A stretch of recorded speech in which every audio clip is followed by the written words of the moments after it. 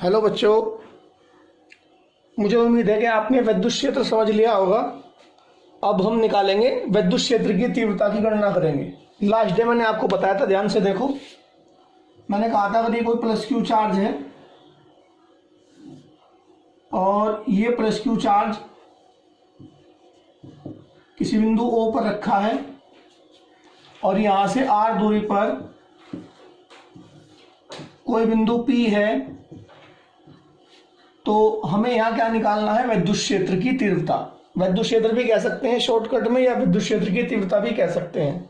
Last day मैंने आपको एक बात बताई थी, यहाँ देखो, मान लो ये प्लस क्यू चार्ज है, इससे आप यहाँ निकाल रहे विद्युत क्षेत्र की तीव्रता तो कुछ और आएगी, और इसी से अगर विद्युत क्षेत्र यहाँ निकाल रहे तो कुछ और आएगी तीव्रता। ठीक है। फॉर एग्जाम्पल मैंने कहा प्लस क्यू से 1 मीटर दूर, 1 मीटर दूर विद्युत क्षेत्र बताओ, विद्युत क्षेत्र की तीव्रता बताओ, तो कुछ और मान आएगा। और मैंने कहा कि प्लस क्यू से 2 मीटर दूर, कितनी दूर? 2 मीटर दूर विद्युत क्षेत्र की तीव्रता बताओ, तो विद्युत क्षेत्र की तीव्रता का मान कुछ और आएगा। विद्युत क्षेत्र की तीव्रता का मतलब E, जो आपने लास्ट में पढ़ा था, E बराबर F/Q0, याद करो। E विद्युत क्षेत्र की तीव्रता थी, F परीक्षण आवेश पर लगने वाला बल था और Q0 परीक्षण आवेश था। तो विद्युत क्षेत्र की तीव्रता की गणना हमें करनी है, कैलकुलेट करके बताना है न्यूमेरिकली कि कितनी दूरी पर कितनी विद्युत क्षेत्र की तीव्रता होगी। एक ऐसा फॉर्मूला चाहिए आपको जो ये बता दे 1 मीटर दूर यहाँ से कितनी विद्युत क्षेत्र की तीव्रता होगी, यहाँ से 2 मीटर दूर कितनी विद्युत क्षेत्र की तीव्रता होगी, यहाँ से 5 मीटर दूर कितनी विद्युत क्षेत्र की तीव्रता होगी। तो अब हम ऐसा फॉर्मूला बनाएंगे जिसमें आप प्लस क्यू से कितनी भी दूरी पर, जो भी दूरी का मान होगा, प्लस क्यू से कितनी भी दूरी पर हम क्या निकाल सकते हैं? विद्युत क्षेत्र की तीव्रता निकाल सकते हैं। प्लस क्यू से जितना भी आप R का मान भरोगे, R का मान 1 भरोगे, तो प्लस क्यू से 1 मीटर दूर विद्युत क्षेत्र की तीव्रता आ जाएगी। और अगर R का मान 2 भरोगे तो प्लस क्यू से 2 मीटर दूर विद्युत क्षेत्र की तीव्रता आ जाएगी। और R का मान 3 भरोगे तो प्लस क्यू से 3 मीटर दूर विद्युत क्षेत्र की तीव्रता आ जाएगी। तो ऐसा फॉर्मूला हम बनाने जा रहे हैं विद्युत क्षेत्र की तीव्रता का, तो ध्यान से समझेंगे।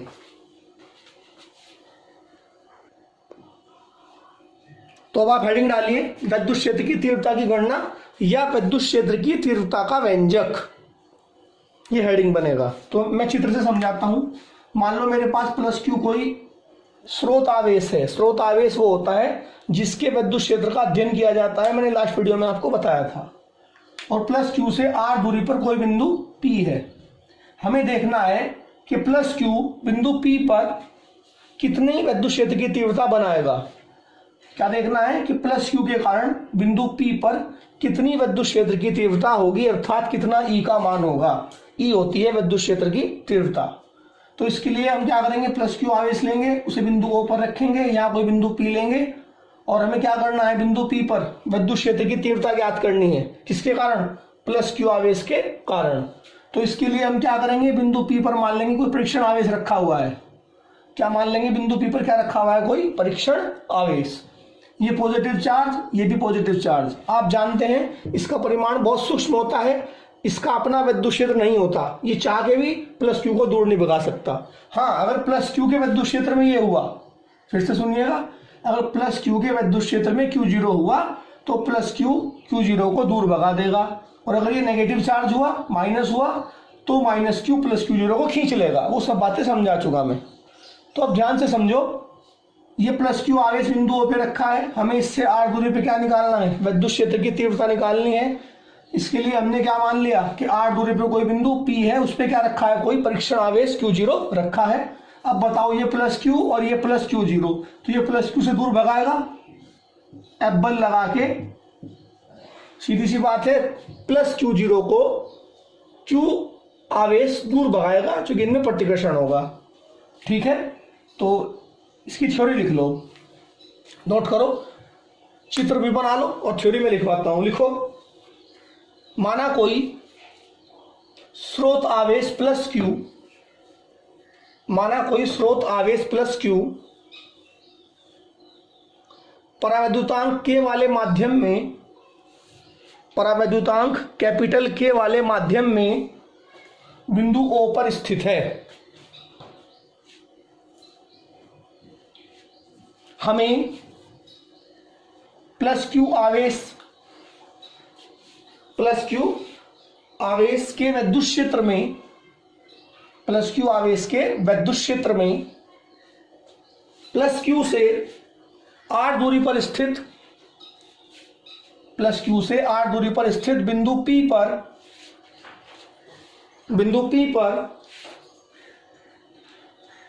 विद्युत क्षेत्र की तीव्रता का मान ज्ञात करना है।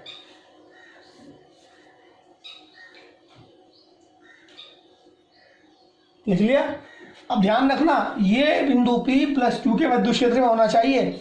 ऐसा ना हो कि आप यहाँ Q0 रखो और Q0 पे प्लस क्यू बल नहीं लगा पा रहा।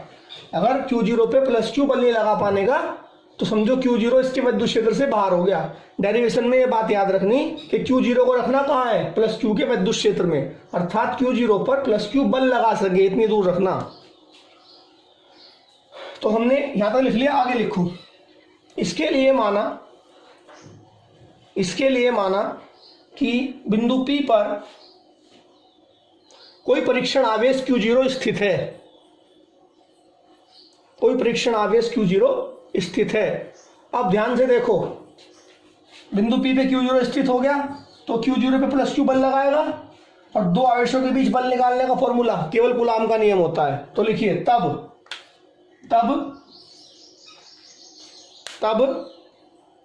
प्लस क्यू के कारण परीक्षण आवेश Q0 पर लगने वाला विद्युत बल वो होगा 1/4 पाई एप्सिलॉन 0 K Q0 बटे R स्क्वायर। ये कूलाम के नियम से K इसलिए लिया कि हमने यहाँ कोई माध्यम ले रखा है। क्या ले रखा है? कोई माध्यम।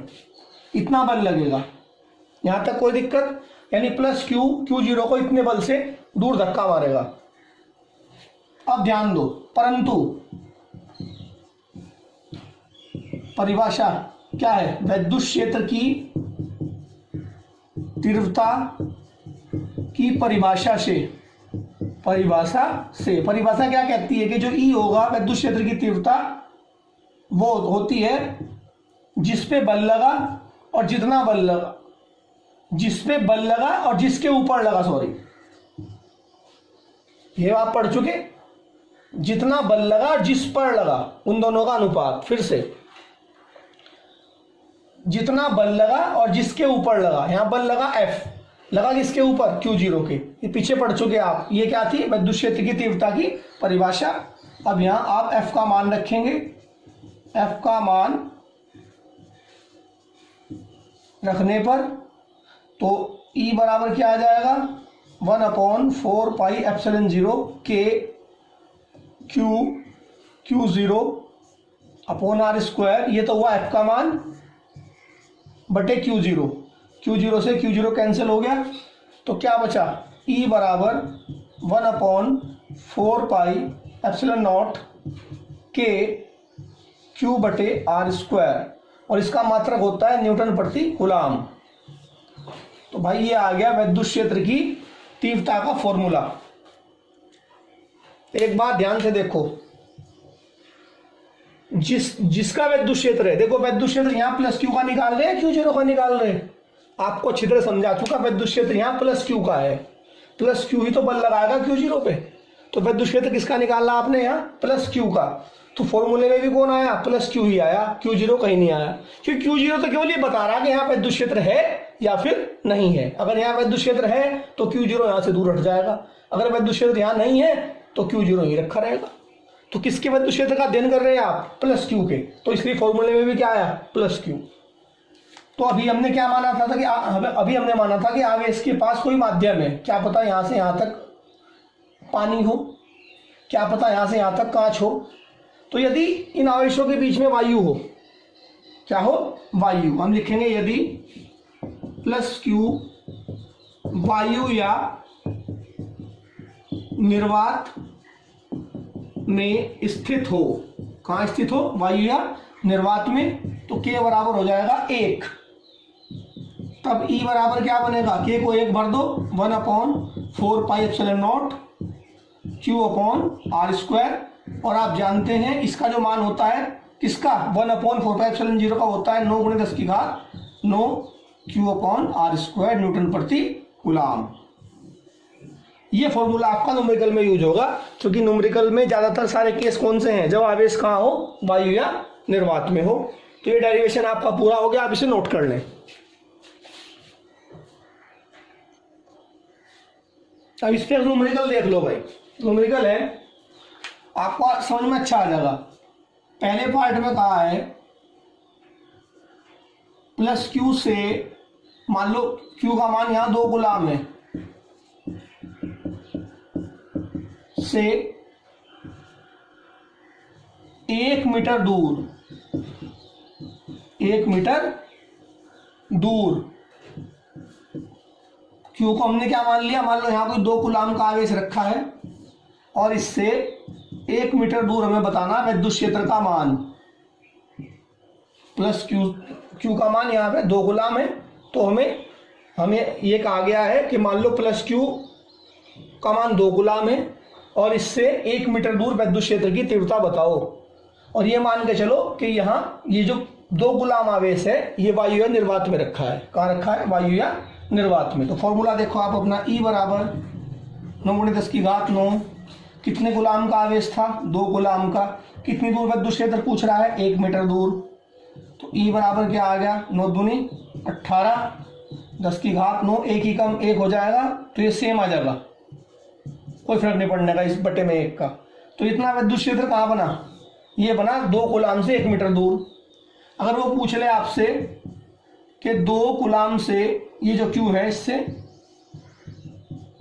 2 कूलाम आवेश से 2 मीटर दूर बताओ कितना विद्युत क्षेत्र होगा, 2 मीटर दूर कितना विद्युत क्षेत्र होगा। 2 मीटर दूर कैसे निकाल लेंगे, तो देखो भाई ऐसे निकाल लेंगे, ये वाला फॉर्मूला 9 × 10⁻9, Q कितना है 2 कूलाम, R कितना लिया इस बार 2 का आप 3 कर लो, 3 मीटर दूर निकाल लो, आसान है कि गुणा भाग। कितनी दूर निकाल लो आप, 3 मीटर दूर निकाल लो। 2 कूलाम से 3 मीटर दूर कितना विद्युत क्षेत्र होगा, 3 इसलिए लिया कि कैलकुलेशन आसान दिखेगी आपको। अब R का मान भरो 3, 3 तिया 9, ये देखो 3 तिया 9 और 9 से 9 कट गया, इसलिए मैंने यहाँ 3 लिया था जिससे गुणा भाग आसान हो जाए। तो कितना बचा, 2 × 10⁻9 न्यूटन प्रति कूलाम। ये आपको इसलिए समझाया जिससे आप समझ जाए कि देखो एक आवेश से 1 मीटर दूर अगर विद्युत क्षेत्र निकालते हैं, 2 कूलाम के आवेश से 1 मीटर दूर अगर विद्युत क्षेत्र निकालते हैं तो कितना आता है, 18 × 10�9 न्यूटन प्रति कूलाम। अगर उसी आवेश से कितनी दूर निकालते हैं, 3 मीटर दूर, तो कितना विद्युत क्षेत्र आता है, 2 × 10�9 न्यूटन प्रति कूलाम। इससे आपको ये बात क्लियर होगी कि अगर एक आवेश +Q रखा है तो उससे अगर 1 मीटर दूर विद्युत क्षेत्र निकालोगे तो उसका मान कुछ और होगा, और उससे अगर 3 मीटर दूर निकालोगे तो उसका मान कुछ और होगा। इन दोनों सवालों में ये माना गया है कि जो +Q आवेश है वो वायु या निर्वात में रखा है। एक और स्पेशल बात, ये विद्युत क्षेत्र है बड़ा 18 है, यहाँ ये है छोटा, यहाँ 2 है, पावर दोनों में सेम है 10 की घात, तो यहाँ भी 9 है और यहाँ भी 9 है। तो देखो 1 मीटर दूर विद्युत क्षेत्र निकालोगे तो मान बढ़ा आएगा, 3 मीटर दूर निकालोगे तो विद्युत क्षेत्र का मान घट जाएगा। इसका मतलब देखो क्या है, देखो यहाँ भी R² क्या है बटे में, R² बटे में होने का मतलब क्या बताता है कि +Q आवेश से जितनी ज्यादा दूर विद्युत क्षेत्र निकालोगे, +Q आवेश से जितनी ज्यादा दूर विद्युत क्षेत्र निकालोगे उतना ही E का मान कम हो जाएगा, क्योंकि R बढ़ने पर ही घटेगा। फॉर्मूला देख लो, R के बढ़ने पर ही घटेगा, वो यहाँ हो रहा है। जब R का मान 1 था तो विद्युत क्षेत्र का मान ज्यादा आया, जब R का मान 3 आया अर्थात R बढ़ गया तो विद्युत क्षेत्र का मान कम हो गया।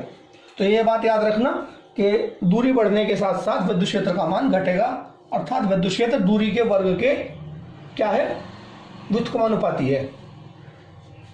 ठीक है, तो ये मैंने आपको करके बताया, थोड़ा सा एक तुम्हें आइडिया हो गया कि विद्युत क्षेत्र है क्या और दूरी के साथ कैसे घटता है। और या एक बात और क्लियर होगी कि एक ही आवेश से अलग अलग दूरियों पर विद्युत क्षेत्र का मान भी अलग अलग होता है।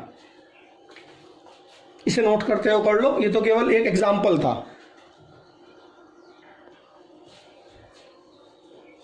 अगला टॉपिक है आपका विद्युत बल रेखाएं। थोड़ा ध्यान से समझना, एक साइंटिस्ट हुए फैराडे, अब फैराडे ने क्या काम किया, उन्होंने विद्युत क्षेत्र को दिखाने का प्रयास किया कागज पे, कि हम कागज पे कैसे दिखाएं कि किसी आवेश का विद्युत क्षेत्र कहाँ तक है। भाई अगर प्लस क्यू आवेश रख दिया और आपको ये दिखाना कि इसका विद्युत क्षेत्र चारों तरफ कहाँ तक है, तो किससे दिखाओगे। तो फैराडे ने क्या काम किया, विद्युत क्षेत्र को रिप्रेजेंट करने के लिए, दिखाने के लिए कुछ रेखाएं, काल्पनिक रेखाएं मानी, कुछ काल्पनिक रेखाएं मानी। उन रेखाओं को कहते हैं विद्युत बल रेखाएं। वो कैसे मानी गई, कैसी होती हैं, अभी बताता हूं।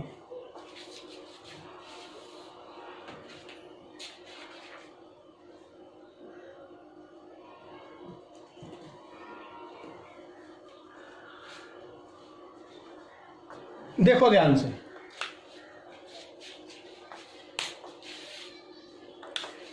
ये मेरे पास कोई प्लस क्यू आवेश है, ध्यान से देखना भाई, यही समझ में आ जाएगा तुम्हें सारी बात।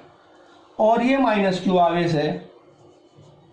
आपने इसके पास परीक्षण आवेश रख दिया Q0। परीक्षण आवेश आप जानते हैं, ये परीक्षण आवेश कैसा है, स्वतंत्र है।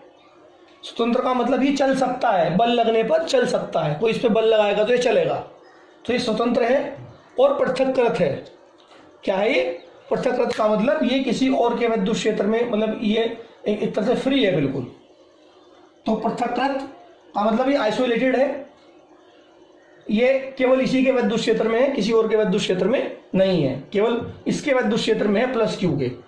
तो पृथक्कृत का मतलब होता है कि ये जो Q0 आवेश है ये इससे अलावा किसी और के विद्युत क्षेत्र में नहीं है, केवल किसके विद्युत क्षेत्र में है, ये प्लस क्यू के विद्युत क्षेत्र में है।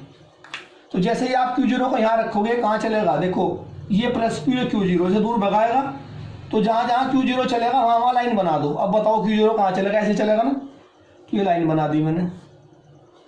अब मैं Q0 को यहाँ रख के देखूँ यहाँ, तो बताओ Q0 को ये प्लस क्यू कहाँ भगाएगा, दूर भगाएगा। ऐसे ही Q0 को यहाँ रख के देखो, तो ये प्लस क्यू कहाँ भगाएगा, Q0 को इस तरफ भगाएगा। अब Q0 को यहाँ रख के देखो तो प्लस क्यू से ऐसे भगा देगा नीचे को। ऐसे ही Q0 को यहाँ रख के देखो तो ये माइनस से खींच लेगा। तो ये जो मैं लाइन बना रहा है ये क्या है, ये लाइन है प्लस Q0 के चलने का रास्ता। अगर Q0 को यहाँ रखोगे तो ये माइनस यहाँ खींच लेगा, Q0 को यहाँ रखोगे तो माइनस ऐसे खींच लेगा।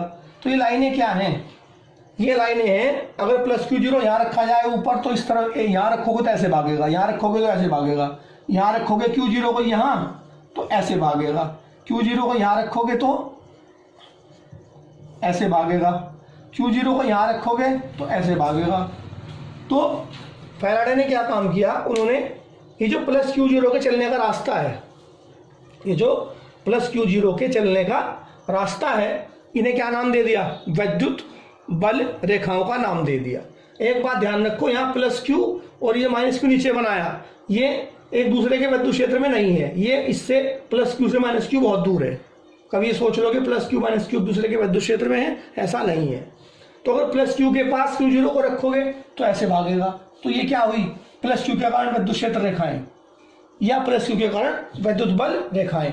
अगर Q0 को यहाँ रखोगे तो ऐसे खिंच जाएगा, नेगेटिव चार्ज तो खींचेगा ना। तो ये क्या हुई, माइनस क्यू के कारण विद्युत बल रेखाएं। तो ये क्या है, प्लस क्यू के कारण विद्युत बल रेखाएं, और ये क्या है, माइनस क्यू के कारण विद्युत बल रेखाएं हैं। दूसरी बात, अगर एक प्लस क्यू चार्ज रखा है और एक माइनस क्यू, ये प्लस क्यू माइनस क्यू अलग अलग थे, बिल्कुल डिफरेंट।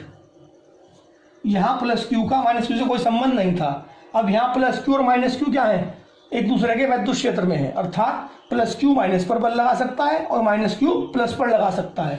ऐसे केस में यहाँ Q0 को रख के देखो तो Q0 को ये क्या करेगा, दूर भगाएगा, लेकिन Q0 को ये क्या करेगा, भाई ये तो दूर भगाएगा, ये माइनस से खींचेगा, तो Q0 कैसे चलेगा, Q0 का रास्ता चलने का ऐसा होगा, देखो ऐसा, Q0 ऐसे भाग जाएगा, इससे तो दूर और इसके पास। अगर Q0 को यहाँ रखोगे यहाँ, तो ये तो इसे दूर भगा देगा और नेगेटिव से खींच लेगा। तो देखो यहाँ तो Q0 को चलने का रास्ता कैसा, सीधी रेखा है, यहाँ भी Q0 का चलने का रास्ता कैसा है, सीधी रेखा है, और यहाँ Q0 को चलने का रास्ता कैसा है, वक्रीय रेखा है। कैसा है यहाँ Q0 का चलने का रास्ता, वक्रीय रेखा। ठीक है, तो अगर Q0 को यहाँ रखोगे तो देखो ये ऐसे धकेल देगा और ये वाला खींच लेगा, तो ये लाइन ऐसे बन जाएगी। तो ये रेखाएं किसे रिप्रेजेंट कर रही, ये रेखाएं बता रही हैं कि जहां जहां रेखाएं हैं वहां इन आवेशों के विद्युत क्षेत्र हैं। तो फैराडे ने क्या काम किया था, फैराडे ने ऐसी रेखाएं सोची थी जो क्या कर सकें, विद्युत क्षेत्र को प्रदर्शित कर सकें, जो ये बता सकें कि विद्युत क्षेत्र यहां है या फिर नहीं है। तो फैराडे ने विद्युत क्षेत्र को प्रदर्शित करने के लिए, दिखाने के लिए कुछ काल्पनिक रेखाएं सोची थी। कैसे सोची थी मैंने आपको बता दिया।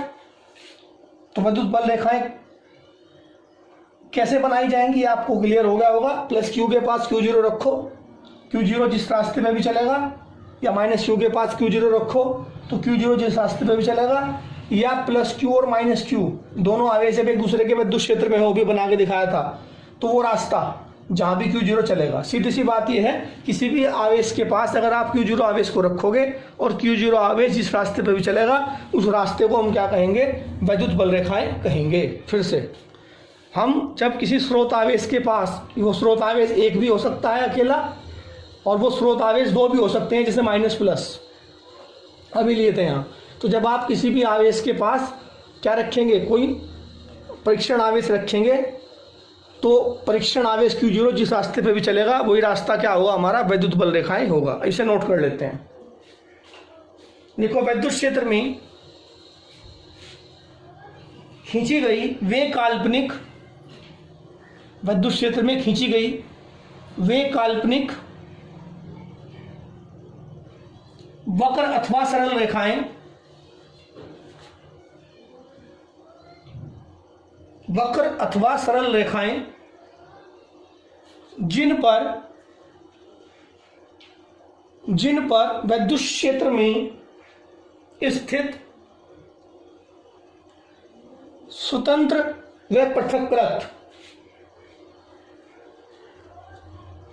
स्वतंत्र व पृथक्कृत धन परीक्षण आवेश चलता है, विद्युत बल रेखाएं कहलाती हैं।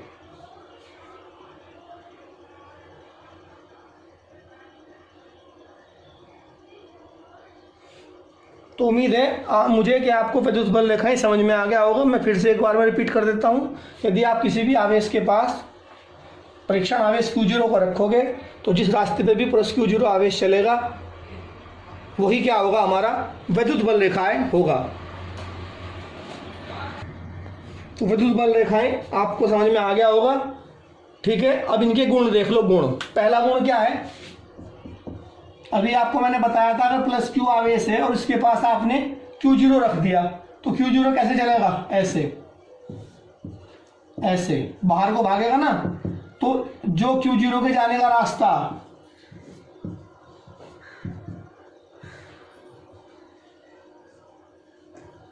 वही क्या होगी, प्लस Q के कारण विद्युत बल रेखाएं होंगी। ठीक है भाई,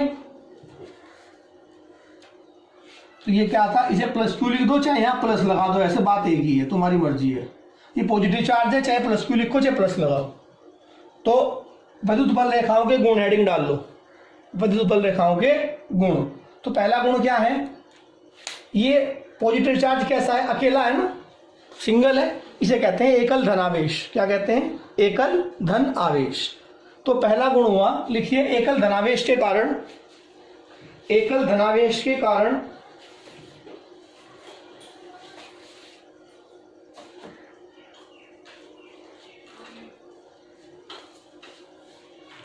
विद्युत बल रेखाएं,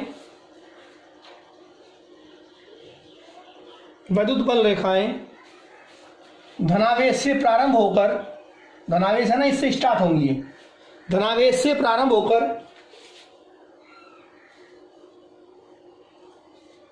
अनंत पर समाप्त होती हैं। कहां तक जाएंगी, अनंत तक, बहुत दूर तक जाएंगी,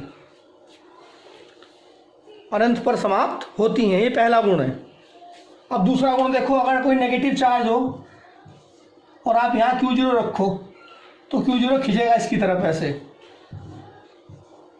ये तीर के निशान किसे बता रहे हैं? Q0 के खींचने को।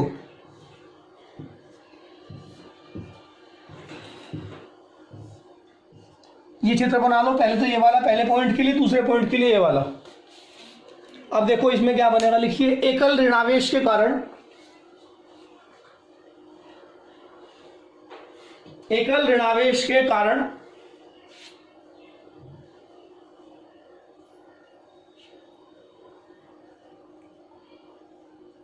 उत्पन्न वैद्युत बल रेखाएं, उत्पन्न वैद्युत बल रेखाएं ये कहां से आ रही, देखो पता नहीं कहां से आ रही, तो यानी अनंत से आ रही हैं। कहां से आ रही हैं? अनंत से। तो लिखो अनंत से प्रारंभ होकर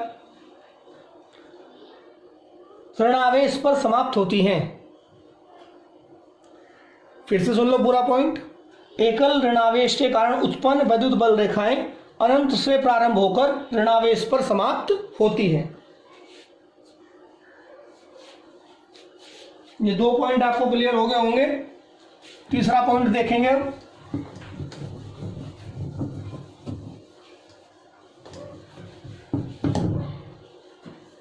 तीसरा पॉइंट है, मान लो ये कोई प्लस क्यू चार्ज है और ये कोई माइनस क्यू चार्ज है। मैंने प्लस क्यू माइनस क्यू भी लिख सकता हूं और प्लस माइनस भी लगा सकता हूं। अगर आप यहां Q0 को रखेंगे तो Q0 के जाने का रास्ता ऐसा होगा, देखो ऐसा ऐसा। यहां रखोगे Q0 को तो इसके जाने का रास्ता ऐसा होगा। ठीक है भाई, और बना दो, आप और भी बना सकते हैं।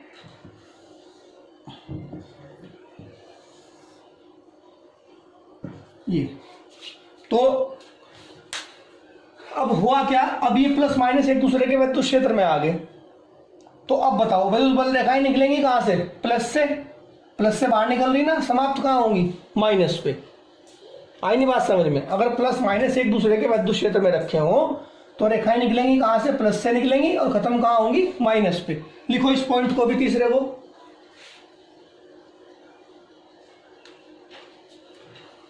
धन तथा ऋण आवेश के, धन तथा ऋण आवेश के संयुक्त वैद्युत क्षेत्र में, संयुक्त वैद्युत क्षेत्र में, अर्थात यहां प्लस क्यू का भी वैद्युत क्षेत्र है और माइनस क्यू का भी वैद्युत क्षेत्र है। संयुक्त वैद्युत क्षेत्र में वैद्युत बल रेखाएं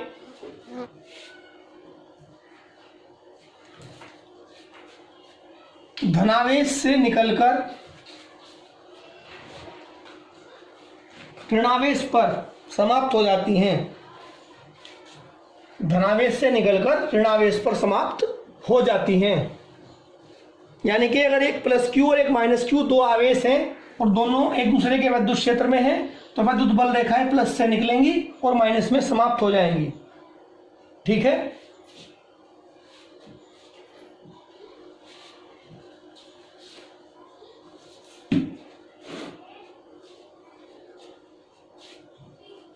अगला पॉइंट देखो, ये शायद हमारा तीसरा पॉइंट था।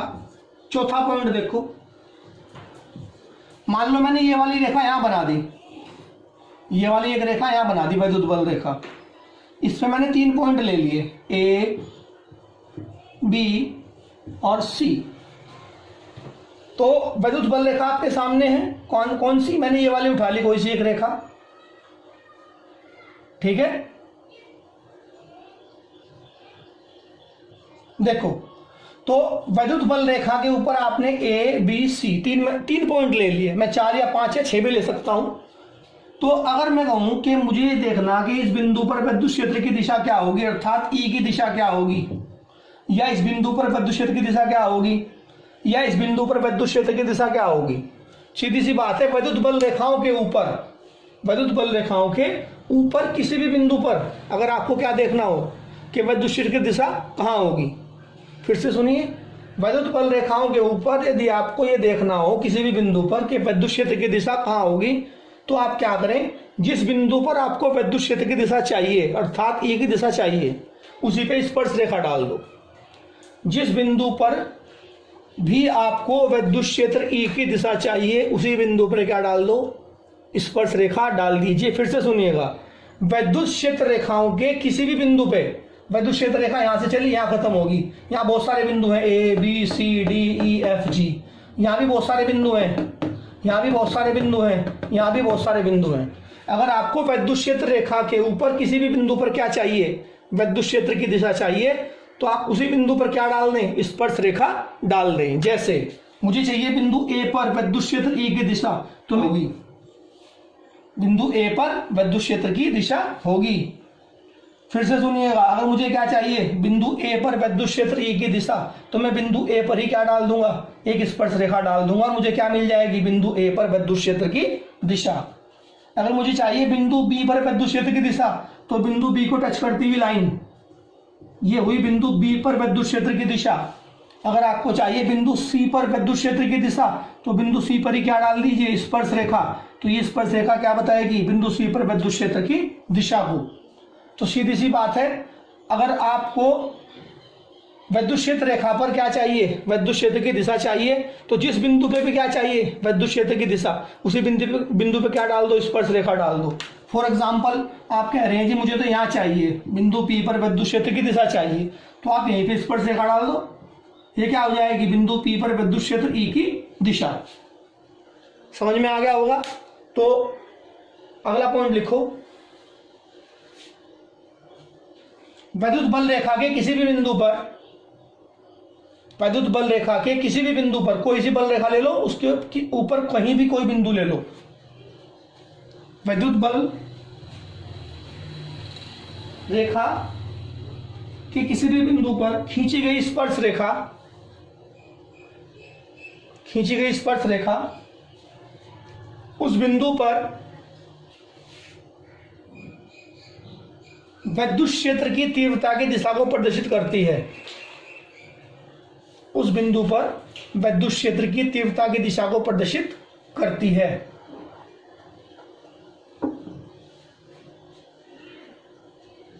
आप इस पॉइंट के नीचे ये चित्र बना के छोड़ दो, जो पॉइंट मैंने लिखवाया उसके नीचे वाला चित्र बना दो, आपको याद रहेगा। बना दो, फिर मिटाता हूं इस समय।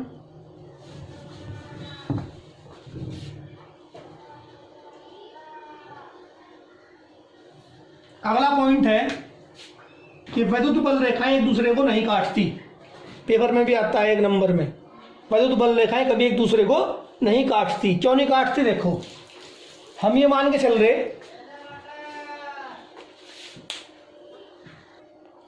देखो हमने क्या बताया कि विद्युत बल रेखाएं एक दूसरे को नहीं काटती। क्यों नहीं काटती, उसका कारण देखो, हम पहले ये मान लेंगे कि मान लो 2 रेखाएं एक दूसरे को काट रही हैं। एक रेखा ये रही और भाई एक रेखा ये रही, हमने मान लिया ये काट रही है एक दूसरे को। हम कह रहे काटती नहीं, पर हमने मान लिया काट रही हैं। तो हमने क्या कहा कि भाई ये बिंदु P पे काट रही हैं, तो बिंदु P पर विद्युत क्षेत्र की दिशा बताओ। बिंदु P पर क्या बताओ, विद्युत क्षेत्र की दिशा। तो एक बच्चे ने कहा ये यहाँ स्पर्श रेखा डाल दो, ये क्या होगी, विद्युत क्षेत्र की दिशा होगी। भाई बिंदु P पे स्पर्श रेखा आ गई, नहीं आ गई? तो बिंदु P पे स्पर्श रेखा खींचने का मतलब क्या है, तो आपको क्या मिलेगी, बिंदु P पर विद्युत क्षेत्र की दिशा। एक बच्चे ने कहा जी बिंदु P यहाँ भी तो है, यहाँ स्पर्श रेखा डाल दो, तो ये विद्युत क्षेत्र की दिशा होगी। तो अगर विद्युत बल रेखाओं ने काट दिया, तो मान लो बिंदु P पे काट दिया, तो बिंदु P पे काट दिया और एक बच्चे ने कहा जी बिंदु P पर विद्युत क्षेत्र की दिशा बताओ। तो एक बच्चे ने क्या कहा कि स्पर्श रेखा डाल दो जी यहाँ से, तो ये भी तो बिंदु P है, तो ये क्या बन गई, बिंदु P पे स्पर्श रेखा। एक बच्चे ने कहा कि ये भी तो बिंदु P है जहाँ काट रही है, यहाँ स्पर्श रेखा डाल लो जी। तो देखो हुआ क्या, इसमें ऐसा हुआ कि अगर रेखाओं ने एक दूसरे को काट दिया, तो कटान बिंदु पे कितनी स्पर्श रेखा डली, 2 डली। तो एक ही बिंदु पर जहां इन्होंने काटा कितनी स्पर्श रेखा हो गई, 2, जो क्या कर रही हैं, बिंदु P पर 2 विद्युत क्षेत्र की दिशाओं को बता रही हैं।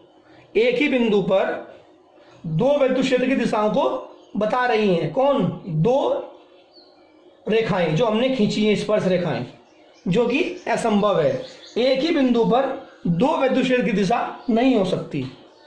फिर से सुनिएगा, हमने कहा कि विद्युत बल रेखाएं एक दूसरे को नहीं काटती, तो क्यों नहीं काटती उसका कारण यहाँ से पता चला। हमने मान लिया दो रेखा एक दूसरे को काट रही हैं, जब काट रही हैं तो कटान बिंदु कौन है, पी है। तो हमने क्या काम किया, बिंदु पी पर स्पर्श रेखा खींची, तो बिंदु पी यहाँ, ये तो पूरा बिंदु पी है ना, तो बिंदु पी पे एक स्पर्श रेखा तो आई इस तरफ और एक आई इस तरफ, तो बिंदु पी पर कितनी स्पर्श रेखा आई, दो। तो वे दो आई तो वे दो क्या करेंगी, एक ही बिंदु पी पर विद्युत क्षेत्र की दो दिशाओं को बताएंगी, और एक ही बिंदु पर विद्युत क्षेत्र की दो दिशा होनी असंभव है। जब एक ही बिंदु पर विद्युत क्षेत्र की दो दिशाएं नहीं हो सकती, तो इसका मतलब दो रेखाएं एक दूसरे को नहीं काट सकती। अगर काट देंगी तो क्या होगा, एक ही बिंदु पर दो विद्युत क्षेत्र की दिशा हो जाएंगी, जो कि असंभव है। इसलिए हम क्या कहेंगे कि विद्युत बल रेखाएं एक दूसरे को नहीं काटती। लिखो इस पॉइंट को, दो विद्युत बल रेखाएं एक दूसरे को नहीं काटती।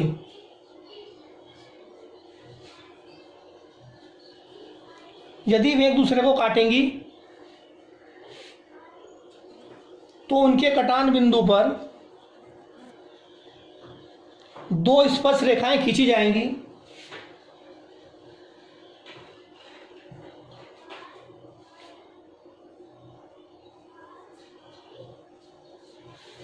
जो कि एक ही बिंदु पर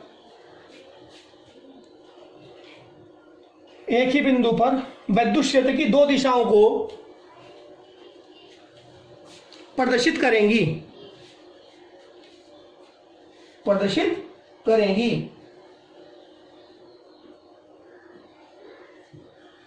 जबकि यह असंभव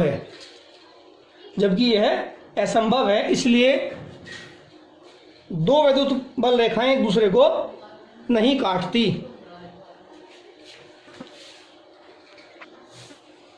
अगला पॉइंट है भाई, विद्युत बल रेखाएं बंद वक्र नहीं बनाती। बंद वक्र बनाने का मतलब ये केवल प्लस से निकलती हैं और माइनस पर समाप्त हो जाती हैं। अगर बंद वक्र बनाती तो प्लस से माइनस पे जाती है, फिर घूम के माइनस से प्लस पे आती। अगर विद्युत बल रेखाएं बंद वक्र बनाती तो प्लस से निकल के माइनस पे जाती और माइनस से फिर घूम के कहाँ आती, प्लस पर। तो इसका जो है पॉइंट क्या है कि विद्युत बल रेखाएं बंद वक्र नहीं बनाती। लिख लो इस बात को, विद्युत बल रेखाएं बंद वक्र नहीं बनाती, अर्थात ये प्लस से निकलकर और माइनस पर समाप्त हो जाती हैं। अगला पॉइंट,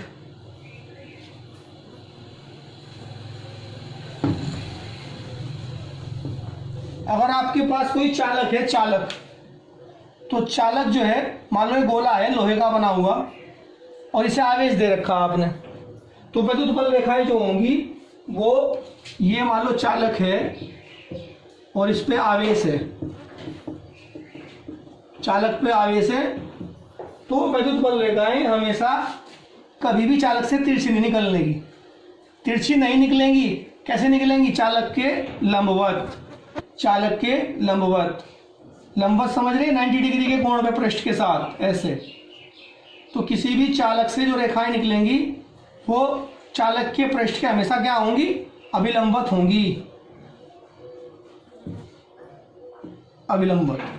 तो किसी भी चालक से जो विद्युत बल रेखाएं निकलेंगी वो चालक के पृष्ठ के अभिलंबवत होंगी, याद रखना। लिख लो इस बात को।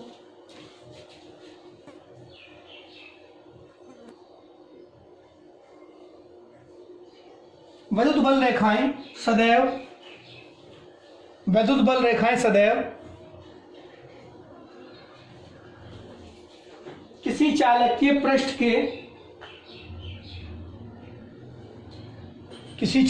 पृष्ठ के अभिलंबवत उत्पन्न होती हैं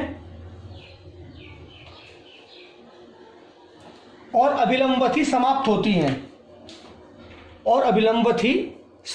हैं। समाप्त का मतलब, अगर गोले पे नेगेटिव चार्ज हो ऐसे, तो जो विद्युत बल रेखाएं आएंगी ना, इस पे कहीं से आएंगी, वो भी लंबवत आएंगी, ऐसे 90 डिग्री के कोण पे आएंगी ऐसे।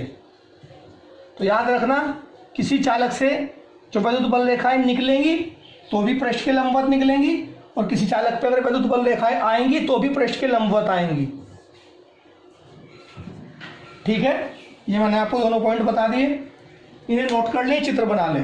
ये दोनों ही चालक हैं, एक पे धनावेश है और एक पर ऋणावेश है।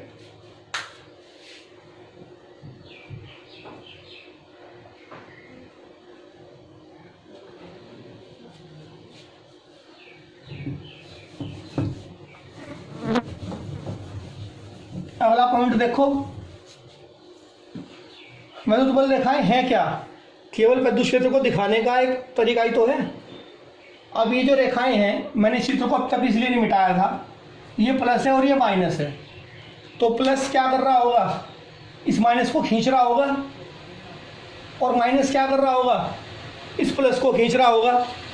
अब ध्यान से देखो, मान लो ये प्लस है और ये माइनस है, ठीक, और ये जो रेखाएं हैं इनकी, ये जो रेखाएं हैं ना, ये रस्सियां हैं, तो ये डोरी है लचकदार।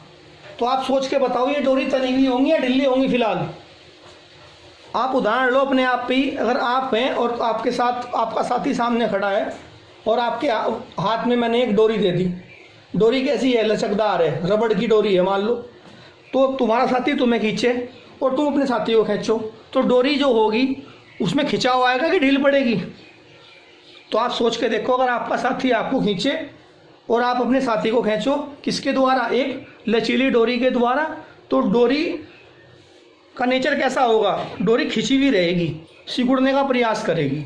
तो बिल्कुल ऐसा यहाँ होता है कि अगर एक पॉजिटिव चार्ज है, एक नेगेटिव चार्ज है, तो विद्युत बल रेखाएं क्या करती हैं, कैसी प्रवृत्ति रखती हैं? यहाँ सिकुड़ने की प्रवृत्ति रखती हैं। कैसी प्रवृत्ति रखती हैं? सिकुड़ने की। लिख लो,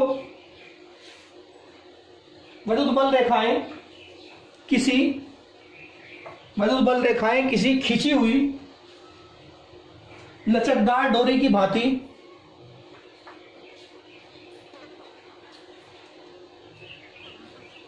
लंबाई में सिकुड़ने की प्रवृत्ति रखती हैं। लंबाई में सिकुड़ने की प्रवृत्ति रखती हैं।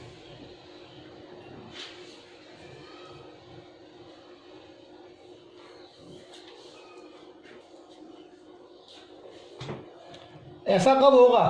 लिख दो ब्रैकेट में, जब धनावेश व ऋणावेश, ये ब्रैकेट में लिखना, जब धनावेश व ऋणावेश एक दूसरे के संयुक्त विद्युत क्षेत्र में हो।